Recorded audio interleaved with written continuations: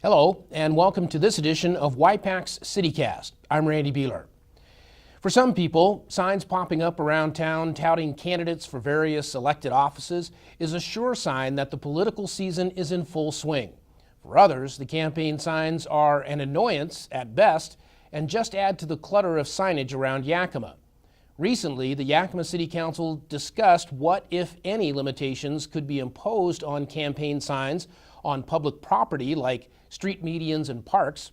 The City Council has still directed its legal staff to explore whether any restrictions can be imposed on the placement of political signs, such as establishing a set time period during which signs can be up or keeping campaign signs out of certain parts of the city. The Council will hear a report on whether campaign signage can be controlled in any way during an upcoming Council meeting. The Yakima Municipal Code already does require candidates to remove campaign signs within 15 days after an election.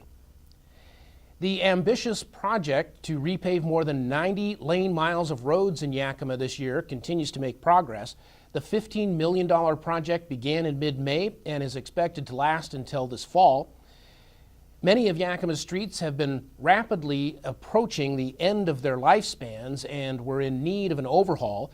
The project, being headed up by Yakima-based Columbia Asphalt, involves grinding off a layer of deteriorating asphalt and then overlaying the road surface with a fresh layer of asphalt.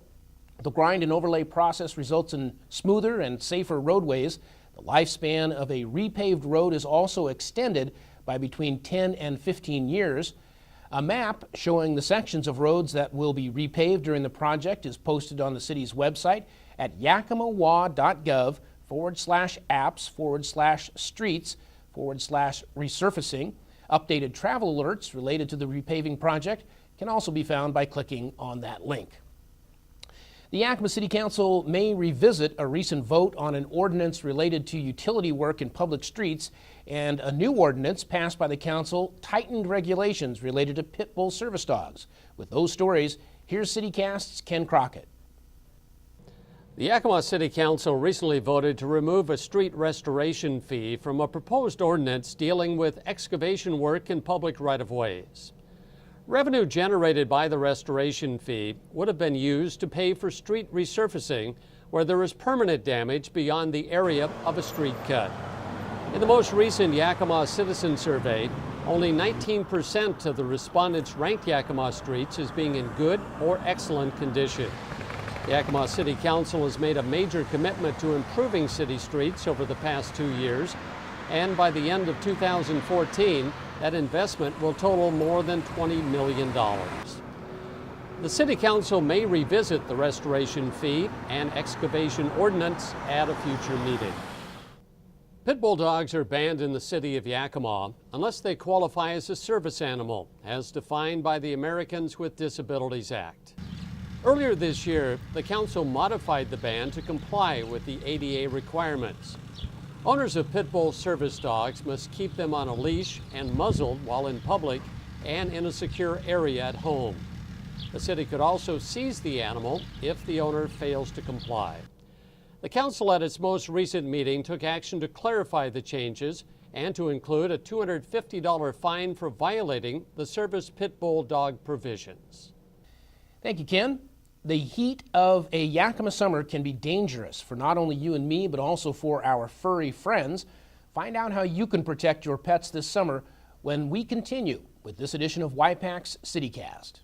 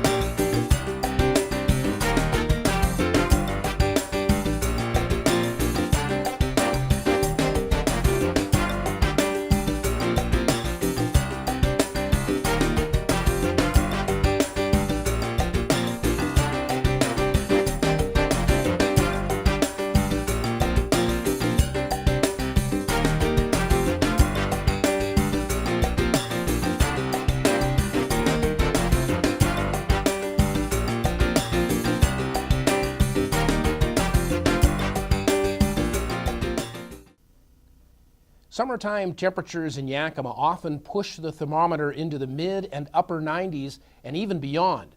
That kind of heat can cause serious problems for pets unless steps are taken to protect them.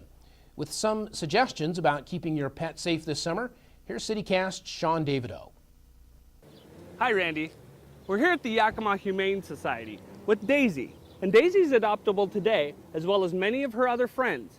If you'd like more information on how you can adopt a pet, or just general information on the Yakima Humane Society, visit yakimahumane.org or call them at 457-6854. Now Randy, if you come down to adopt a pet, or even if you're just a pet owner and a pet lover, we've got a few tips for you to keep your pets safe in the summer heat. The first thing is water. Make sure your outdoor pets and your indoor pets have a lot of water. If you're out walking them, make sure that if you've got water, you're carrying water for your pet. Another thing is the asphalt. It's really hot. The asphalt can get up to twice as hot as the temperature outside. So make sure that if you're walking on the asphalt, don't be out there for too long. 5 minutes if you're walking on the asphalt is a good rule. The next one is common sense. Don't leave your pets in the car. It's too hot for them, it's too hot for anybody. It can kill them, seriously injure your pet. So if you love your pets, make sure not to leave them in a car ever for any amount of time at all. If you see signs of heat stroke, make sure that you call a veterinarian, get your pet to a vet immediately.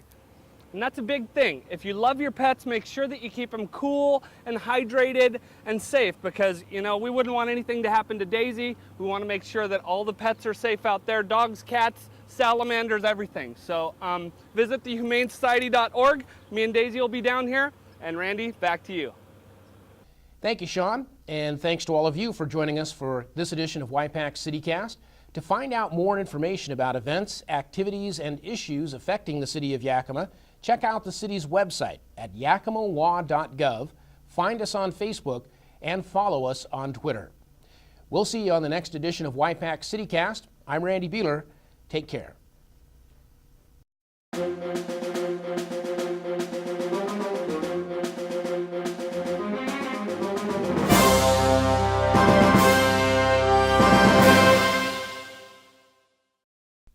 For more information on Y-PAC CityCast, call 575-6092.